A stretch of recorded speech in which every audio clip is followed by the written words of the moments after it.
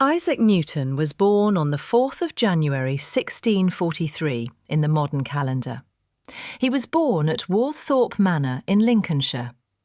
The manor is located in Woolsthorpe by Colsterworth. When Newton was born, the modern papal calendar had not yet been introduced in England. His birth date was therefore recorded as Christmas Day 1642. He was born 3 months after the death of his father, Isaac. His father was a simple farmer in the village. Newton was very small at birth. His mother, Hannah Asker, often said that the young Newton could easily have been put into a quart mug. When he was 3 years old, his mother remarried and went to live with her new husband, the Reverend Barnabas Smith. Newton was not with his mother at the time. He spent his days under the supervision of his grandmother, Marjorie Asker. Newton did not like his stepfather. He was also somewhat angry with his mother because she had married this man. Newton published a list of sins he had committed up to the age of 19. Evidence of his anger towards his mother can be found in that list. The list included terrifying my father and mother by saying that I would burn down their house. Newton's primary education was completed in a small school near his home.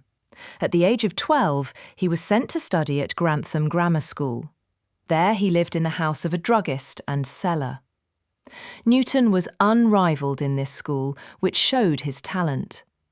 Although no one was able to compete with him at first, another boy was able to compete with him well.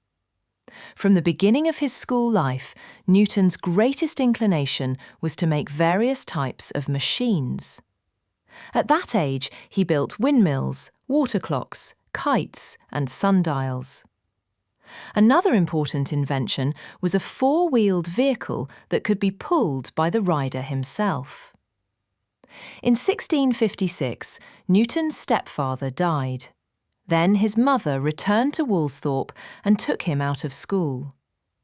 The intention was to teach him farm work at home and prepare him for the future. But she soon realised that Newton had no inclination for farm work.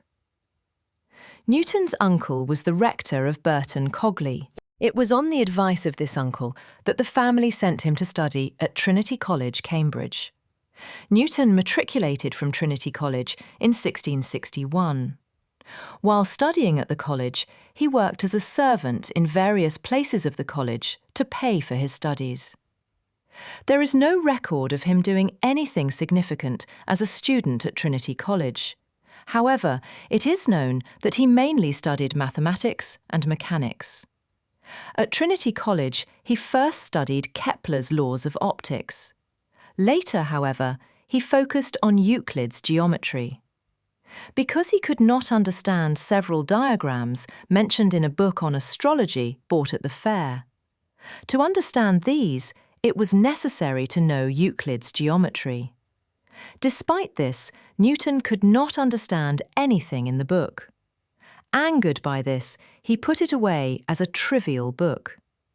But later, his teacher Isaac Barrow asked him to read the book again.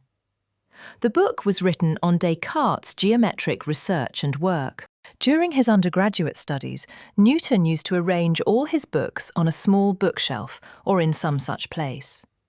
Several articles written by Newton at that time have been found on that shelf. These writings include angular division, squaring of curves, some mathematical calculations of the unique melody of music, geometric problems of Vieta and Van Schooten, some comments on Wallace's arithmetic of infinities, results of the friction of spherical light glasses, errors of lenses, and formulas for finding all kinds of roots. In 1665, just before receiving his bachelor's degree, Newton proved his famous binomial theorem, and at the same time gave the first theorem on the discovery of the method of fluxion. These days at Trinity College were very important for him. But in 1665, the plague epidemic took hold in Cambridge and London. As a result, the college was closed indefinitely. Newton returned to his farmhouse in Lincolnshire. Newton did not stop at Woolsthorpe after returning. He continued his experiments there, mainly in chemistry and optics, while continuing his mathematical research projects. Newton dated his discovery of the theory of gravity to 1666, the year he had to leave Trinity College. Trinity College reopened in 1667. This time, the college elected Newton a fellow, and 2 years later, shortly before his 27th birthday, he was appointed Lucasian Professor of Mathematics there. Before him, this position at Trinity College had been held by his friend and teacher, Dr. Barrow. At that time, to become a Fellow of Cambridge and Oxford universities, one had to be an established Anglican missionary. Lucasian professors were also forbidden from having connections with the Church, as it could harm scientific research. Newton himself asked for an exemption from this condition when he became Lucasian professor. The then King Charles II accepted his request and appointed him as a professor. This ended Newton's conflict with the Anglicans over his religious views. In the meantime, in 1668, Newton had built a reflecting telescope.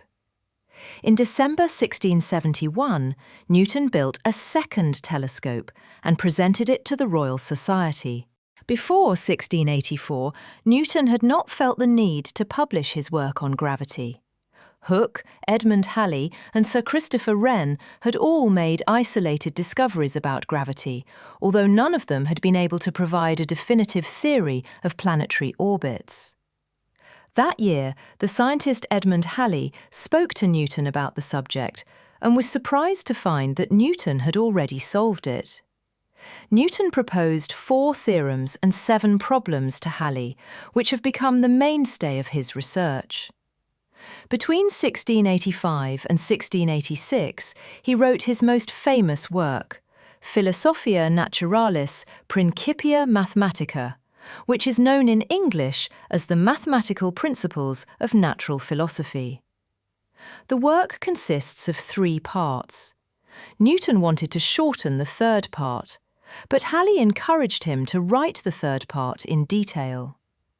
The Royal Society expressed its inability to finance the publication of the book. While working on the principles set out in the Principia, Newton became more active in university affairs. At this time, King James II decided to reject the university's sovereignty and the oath of allegiance. Newton protested and rebelled against this decision and was elected to Parliament for Cambridge.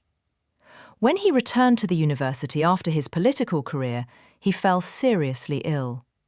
Due to this illness, he was almost unable to do anything in 1692 to 1693. This caused great concern among his colleagues and friends.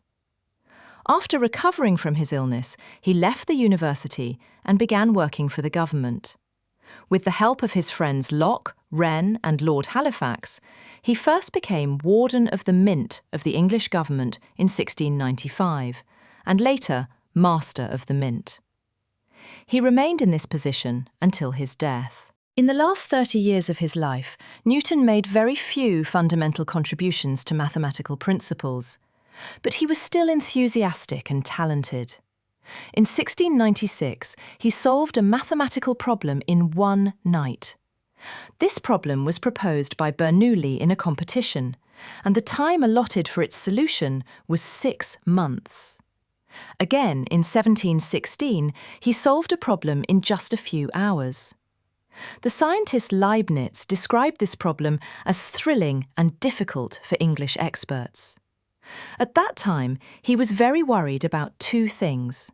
One was that some of his astronomical discoveries did not fit the observations of the Astronomer Royal. There was a controversy about this. The other was the controversy and dispute with Leibniz over the discovery of calculus. He revised the Principia and published a new edition in 1713. Newton's scientific research brought him great respect. He was a popular visitor to the courts of England. In 1705, he was knighted. Various honours came to him from all over the continent. He was in contact with all the leading scientists of the time. So many scientists and science students came to meet him that he became annoyed. Despite receiving so much honour, Newton once expressed his humility.